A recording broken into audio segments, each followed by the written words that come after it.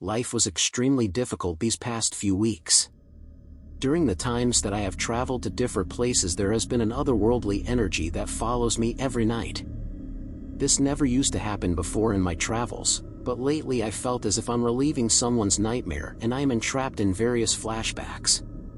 Some of these flashbacks I didn't even recognize as my own. Nonetheless, I continued head-on with my travels and kept my weary thoughts in the back of my head. During the night, I did my weekly routine of getting more gas for the run. I always made sure I had enough, as my journeys were usually long. As I entered the shop, an eerie chill swept over me, shivers went down my spine. Something didn't feel right. But as much as I wanted to make a U-turn and find another shop, my GPS told me that this would be the only gas station I could reach, with the next one being 500 miles away. I went to find the attendant, but the shop was eerily empty. The dim, flickering fluorescent lights overhead cast long, sinister shadows across the deserted aisles. Shelves that should have been stocked with snacks and drinks were barren, covered in a layer of dust. I called out, "Hello? Is anyone here?" There was no response, only the faint hum of the refrigerators and the creaking of the building as if it were whispering secrets from its long-forgotten past. I felt a growing unease, but I had to continue. Walking up to the counter, I noticed a small bell with a handwritten sign that read, "Ring for service." I hesitated for a moment, then reached out and gave it a gentle ring. The sound echoed through the empty store, and I waited, my heart pounding. "I need some help, please," I called out. Minutes passed, but still, no one appeared. I decided to take matters into my own hands and began searching for a gas pump that I could activate myself. As I stepped outside, I noticed the desolation of the gas station's surroundings. Weeds had overgrown the cracked pavement, and the pumps themselves looked ancient, relics of a bygone era. I found an old pump with a digital display and inserted my credit card, hoping it would work. To my surprise, the screen flickered to life, and I started pumping gas into my car. The eerie feeling persisted, but I chalked it up to exhaustion and my overactive imagination. I was sure that nothing bad would happen, since my card seemed to work, right? After filling up, I returned to the store to pay. But once again, there was no sign of an attendant. I walked over to the counter and spotted a weathered, dusty cash register. There was no modern card reader, only a slot for cash. My stomach turned as I felt the chilling atmosphere yet again, this time the larger gusts of wind almost knocking out my entire body. I wasn't sure if I should pay without finding a cashier or manager first. I noticed the staff door was unlocked. With some hesitation, I opened the door and was greeted by another gust of wind knocking me over. Only this time, I could feel my soul freezing into ice. My body shuddered with unease, my heart beating rapidly out of my chest before I mustered up the courage to walk inside. I used the flashlight on my phone to find the flight of stairs, but then soft whispers completely stopped me from my tracks.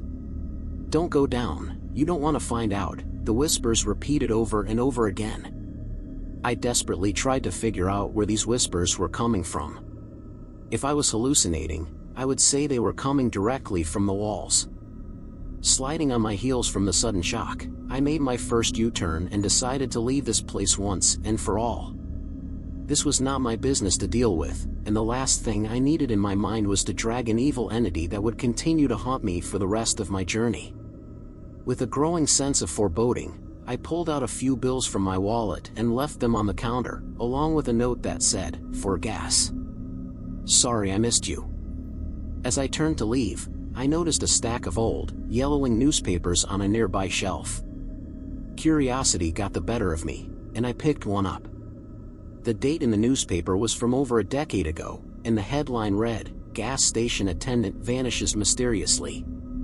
The article detailed how the gas station had been abandoned suddenly, with no trace of the attendant who had worked there for years. Why would an article that has been written a decade ago still be here in a gas station? I read the rest of the newspapers left behind, my mind working to figure out the pieces to this mystery that I set upon myself tonight. Finally, my heart raced as I realized the implications. I had just filled up my car at a gas station that had been abandoned for over a decade, yet I had a receipt dated for that very night. Panic set in as I hurried back to my car, the engine roaring to life as I sped away from that haunted gas station. The otherworldly energy that had been following me on my travels suddenly felt more real than ever, and I couldn't shake the feeling that I had stumbled upon something far more profound and unsettling than I could ever have imagined. Once I returned home, I did a quick Google search on the gas station, but nothing came up. Nothing. At all. I had hoped that everything that I experienced in the gas station was a figment of my imagination, that it was only my demons taunting me yet again. In the end, I had to put an end to my travels. I will never forgive the malevolent energy that forced me to give up on the thing that I loved the most, all because of that abandoned gas station. Story 2. I always believed that high school yearbooks were just a collection of memories, a glimpse into the past. But my perspective changed when my friends and I uncovered the chilling secret hidden within the yearbooks of Milltown High School. It all started innocently enough. As we gathered to flip through our freshly printed yearbooks on graduation day, we noticed something peculiar. At first glance, the photos seemed like typical high school memories, filled with smiles and laughter. We especially laughed at the chaos that ensued after taking our pictures. Everything was going perfect. But upon closer examination, we saw strange anomalies. Some students had eerie glows in their eyes, while others had faint, ghostly figures lurking in the background. It was just a joke at first, something to add a bit of intrigue to our mundane lives. We coined it the yearbook curse. What harm could be done? Little did we know that the curse was real, and it would change our lives forever. Over the summer, strange and gruesome events began to unfold. Graduates who had appeared perfectly healthy in their yearbook photos met mysterious and horrifying fates. It started with Sophie, who had an otherworldly shimmer in her eyes. She died in a car accident just days after graduation, and we couldn't shake the feeling that the yearbook had somehow foretold her fate. Next was Jake, where we joked had a ghostly figure next to his shoulder. He committed suicide under the impression that this college applications didn't work in his favor, but we all knew this was far from the truth. As the incidents continued, we couldn't ignore the pattern any longer. Desperation and fear gnawed at us, pushing us to investigate the cursed yearbooks. Our group consisted of 4 friends: Sarah, Alex, Emma, and myself. We were determined to uncover the truth, no matter how unsettling it might be. We delved into the yearbook's history, tracing them back decades. Each yearbook revealed more anomalies, more eerie details hidden in plain sight. We gathered stories of the graduates who had met untimely deaths, trying to find connections or commonalities between them. There were stories that met similar dates as Sophie and Jake, but the more we dug, the deeper the mystery became. The first plot twist came when we stumbled upon a decades-old newspaper article. It mentioned a strange incident that occurred in the early days of Milltown High. A group of students had tried to perform a forbidden ritual to ensure their success in life. The ritual involved using the yearbook to capture the essence of their classmates, binding their destinies together. We were horrified by the revelation, realizing that the curse had its origins in this dark ritual. The yearbook was not just a collection of memories but a vessel for a malevolent force that controlled the fate of its graduates. If we did not act on the situation now, this curse would continue for the rest of eternity.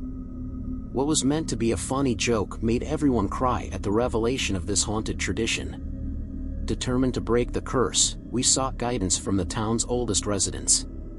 They told us about an ancient spell that could sever the yearbook's hold on our lives. It involved locating a hidden symbol within the yearbooks and conducting a ritual to banish the malevolent force. I have a basement we can do it in. It won't be near anyone's houses. Sarah spoke up. What if it doesn't work out? Have you thought about the fact that we could be cursed after this? Emma mentions. The last thing I want is for this to go all wrong. Even so, we don't have a choice. Alex says gravely. As we gathered in Sarah's basement to perform the ritual, we couldn't help but feel a sense of dread. The room grew colder, and we sensed a presence watching us. We found the symbol hidden on the yearbook cover, and, following the instructions, we began the incantation. That's when the second plot twist unfolded. The yearbook came to life, its pages turning on their own as it emitted an otherworldly glow.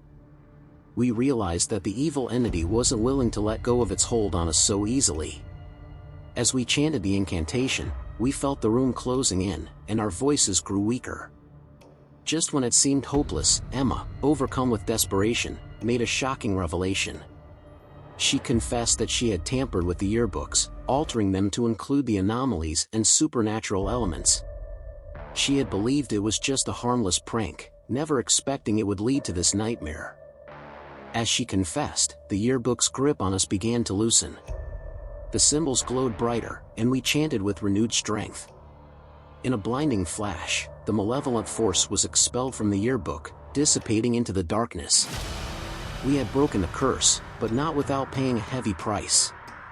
Emma felt immense guilt for her actions, and it haunted her for the rest of her life. As a result, she committed suicide before the start of college. The reason for her mental health declining was good enough for her family and acquaintances, but for us, we carried the scars of our terrifying ordeal. The yearbook remained a shadow of its former self, its pages empty and its curse broken.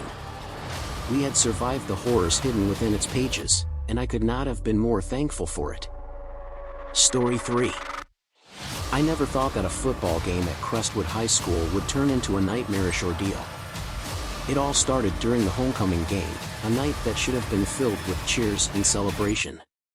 But instead, it became a night of terror and chaos, all thanks to the malevolent mascot. As the game kicked off, I joined the cheering crowd in the stands.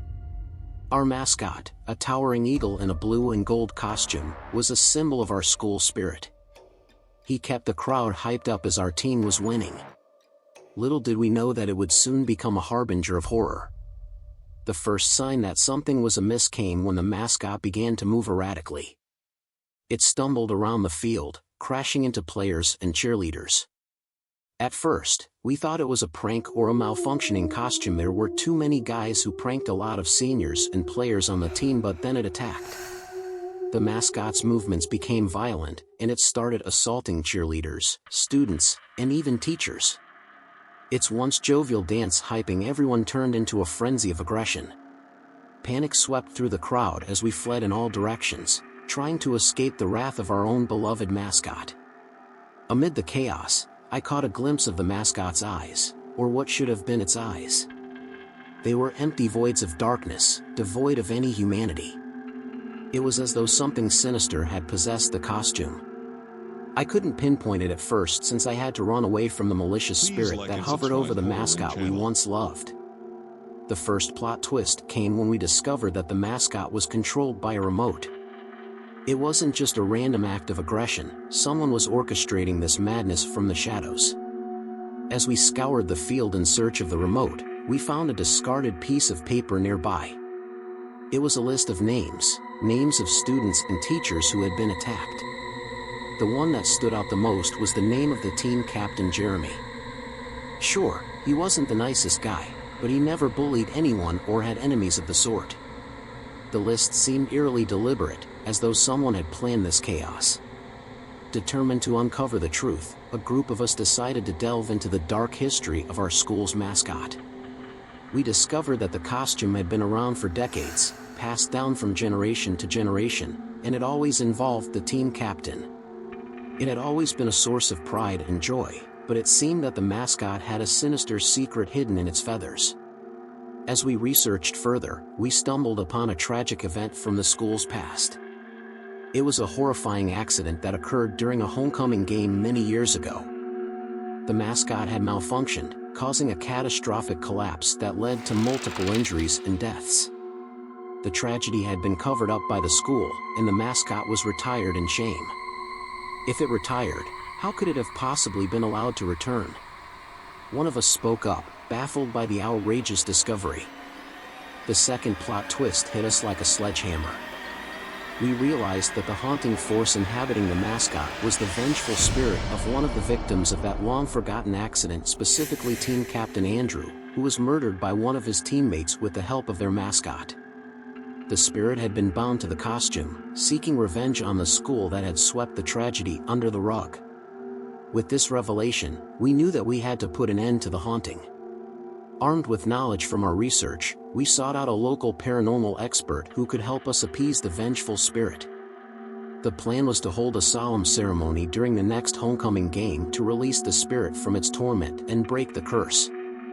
"This has to work," I encouraged everyone. "This curse will finally be broken and we won't have this incident again." But as the fateful night of the ceremony arrived, the third and final plot twist unfolded. Andrew's spirit, now fully aware of our intentions, fought back with a terrifying fury. It possessed the mascot once more, only this time it was even more powerful, more determined to exact its revenge. As we attempted the ceremony on the field, the mascot came charging towards us, its eyes burning with fury. It attacked us with a ferocity that we couldn't have anticipated. In the chaos that ensued, we realized that the only way to stop the malevolent spirit was to confront it head-on. With sheer determination, I leaped onto the mascot's back, ripping off its head. Inside, I found a tattered old photograph, a picture of the tragic accident from years ago. It was the spirit's anchor to the physical world. I knew what I had to do before it was too late. As I tore the photo to shreds, a blinding light enveloped us, and the spirit let out a blood-curdling scream before vanishing into thin air. The mascot fell lifeless to the ground, and the chaos that had gripped our school was finally over. We had put an end to the malevolent spirit's reign of terror, and Crestwood High School was free from the curse that had plagued it for decades. Returning from the field, I looked over one more time over the mascot, noticing another eerie figure that loomed over the costume. "I'm finally free. Thank you." Andrew spoke softly as he disappeared from my sight.